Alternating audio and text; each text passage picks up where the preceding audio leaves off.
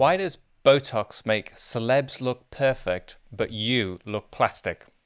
I was sent this video by someone who wanted me to comment, and it has a lot of interesting points, but not the full story as I see it.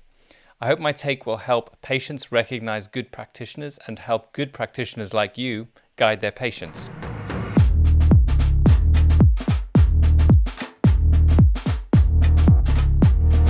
Don't forget to like this show if it's helping you in your practice. Safe to say that there are a spectrum of aesthetic results out there, ranging from so mild as to be ineffective at affecting the patient, certainly beyond the placebo effect, all the way through to grotesque body modifications. The most interesting thing for us as clinicians, certainly those of us who agree that appearance is a function of health and not just a way to express yourself, is when it goes wrong. When people aiming to look beautiful end up looking weird. How does that happen? That is worth understanding. The premise behind this original piece of content is that celebrities typically look great while others end up looking fake. Obviously, this isn't really justified as a blanket statement, but there are some really important dynamics which everyone should understand. Occasionally, I see injectors share an appointment list on social media. The first time I saw this was a Harley Street clinic. Now, I think we all know now that you can rent a Harley Street clinic by the hour, so it's not an indication of competence or skill anymore that you have a clinic there. But the long list of treatments were displayed, and this really gave an insight into how that clinic was functioning. Simply a list, one after the other, of the same thing. Botox 3 areas, Botox 3 areas, lip filler, cheeks. Everything already preordained almost before the patient had even arrived, confirming my suspicion that many clinics run basically like vending machines. That's not to say that there is no discussion, but put simply, the patient orders a treatment and the injector delivers that treatment, assuming it's consented for and there are no contraindications, with the primary goal of simply satisfying the patient's request. This is even more clearly the game people are playing when you buy and sell packages, particularly with specific mills and units listed. Now, there are ways that you can guide patients and sell packages, but it's harder if you have to undo the expectations of the patient and then renegotiate. So I suspect this does not happen a lot. This is a recipe for weird results, because essentially the patient is designing their own treatment, looking at themselves and thinking, I'll have some Botox, I'll have some lip filler, without any real guidance, knowledge, or skill. Culturally, we do control our own appearance, of course, with hair, makeup, clothes, usually being a personal decision. You may also assume that adding the shape of your cheek or lips is a natural extension of this. The problem is, it is really easy to ruin your face. Faces are complex, subtle. There are curves, angles, details, contours, and expressions, and these are not part of the consciousness of most members of the public. They see their face in isolated components and then design treatments from that ill-informed position. So this I call the vending machine approach to aesthetic medicine. What the patient asks for, the patient gets. Maybe a little bit of adjustment in terms of risk, but essentially if they want their lips done or 3 areas of toxin, that's what they get. The game is simply commercialism. I will pay you if you do the thing I ask you to do.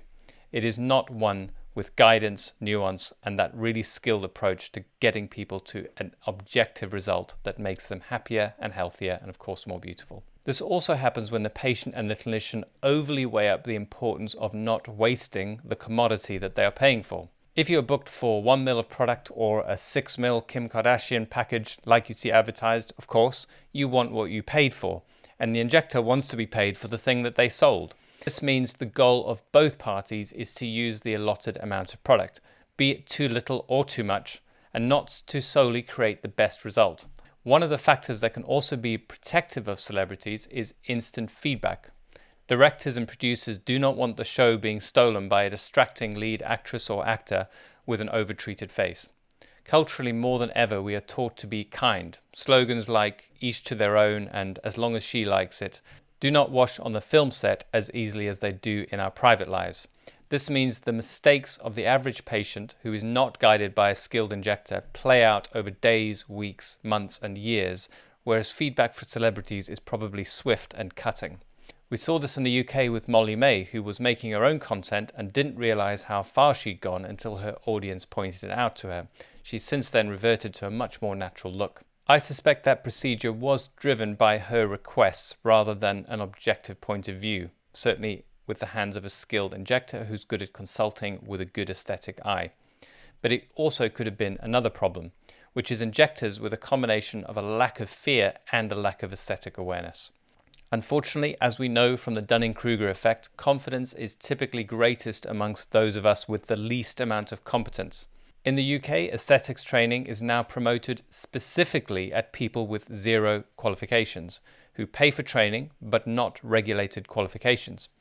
Those same people can set up training schools themselves, and so we have an explosion of new injectors with no experience who have only been taught injection techniques on a narrow area of the face with no consultation or clinical skills.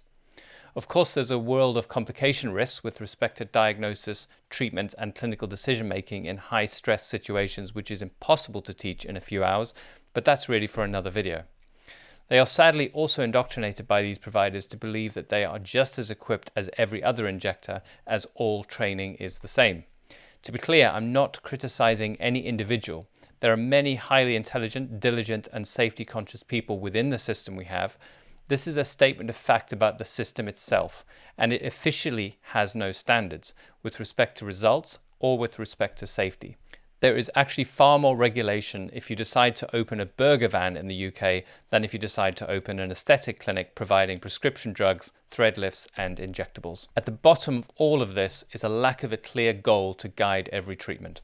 The only game worth playing for me as a clinician is to maximize the health of my patient through the medium of appearance. Appearance affects three vital aspects of human health: how you feel, how you behave, and how you are received by others. Every consultation should be an analysis of those factors. Every treatment designed to optimize appearance with respect to the patient's story in their personal context. So if the patient and the injector believe appearance is superficial and merely another way to express yourself, then weird results will occur. If the patient is sold a package of injectables and not an analysis and individualized treatment plan, then weird results will occur. If the injector believes that all training is the same and replicating the same injection points on each patient is how you do aesthetics, then weird results will occur. So, if you are a patient looking for aesthetic treatment, make sure you look for evidence on the reviews of your clinician and the content that they share that they are aiming for natural results. This is, in my view, the only goal compatible with a health-based approach to appearance. Also make sure there is evidence of a real consultation where they listen to your experience and your goals, take on board your own ideas, but then guide you. Real guidance includes adapting treatments around your unique features, your hopes and your fears. It probably also includes guiding you away from some treatments and towards others, but certainly not guiding you towards everything on the price list. You should feel listened to. You should see the plan changing as you discuss what you see, feel, and how it affects you.